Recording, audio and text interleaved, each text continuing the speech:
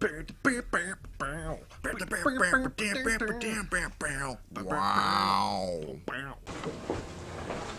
Hi, I'm James. Wait till I sit down. Okay.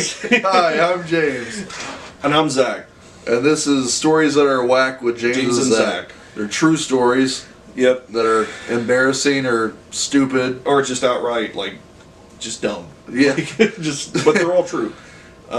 This story goes back to my 12th birthday party when I had just met him. We had just become friends. Yeah. We're now 28. Well, Yeah. I'm turning 28 this week.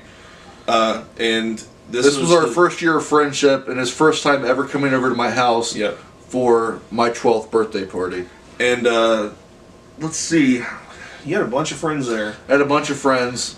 I don't know where any of them are now. Yeah, they're all doing their own thing now. Me and him still hang out, which is crazy once you find out the story. Once you hear the story, it's pretty crazy that we're still friends. Yeah, it's pretty ridiculous. It's crazy I'm still out over.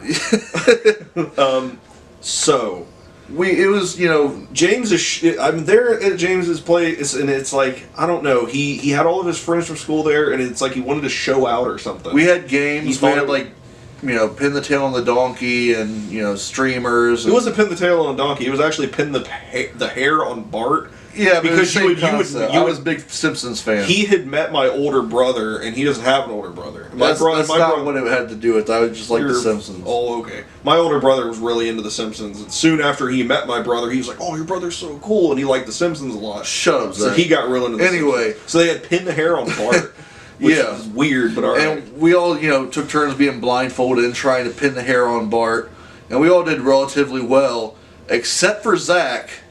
Because once we were blindfolded, we spun him around a few times, but Zach, he was spun around a few times. I was 11 years old, about to be 12, because our birthdays are close. And I guess he was more blind than the rest of us, because he proceeded to knock over a lamp. I knocked over a lamp. Didn't I break it? Yeah, and you kind of smacked and felt up my mother. I was doing this to your mom. Yeah. She's like, help! So, get him off me! So I beat up your... She just thought you were the craziest, nerdiest kid. Everybody was like, oh, what's he doing? Get him off her! He's gonna hurt her. I had no idea what was going on. I broke a lamp. I beat up his mom. And, so anyways, that was a nice first impression on his family, I'm sure. But it doesn't even square up to what happened a little bit later. So for some reason, I don't know why, and I'm sorry for it now, but... Yeah, and I'm sorry, of course, for what happened. But I decided this whole night I was going to continuously kick you in the balls. Yeah. And I did it probably over 10 times. It was over 10 times for sure. It was legit, every time I saw you, I was like, Zach! Ugh! I just kicked you in the balls. It's like I would come over, and I was just trying to have a good time. We were hanging out. It was your first time ever over, yeah. It was friends from school and stuff, and it's like you wanted to show out or something. I don't think that was it. I just don't know what it was. You just thought it was funny. I think what it was is I had never had a chance to kick anybody in the balls, and I was just overplaying my card. You were just like, he won't do nothing. I was like, look at this nerd. I don't really know him that well. So basically, everybody would be hanging out, doing all these activities and stuff, having a great time, and I would come over and be like, "Oh, can I do that?" What are you guys doing? And I would just kick you in the balls. And it was ruining my night. And I had noticed at one point that I had stopped seeing him come around, and I was like, I wonder where Zach is. I had went downstairs. And this is when the story gets crazy. I was blackout mad because I was getting humiliated and my balls hurt really bad. I was so frustrated because I didn't know him that well at the time, and I was like, who the fuck does he think he is? Kicked me in the balls 15 times. Yeah, he kicked me in the balls so many times.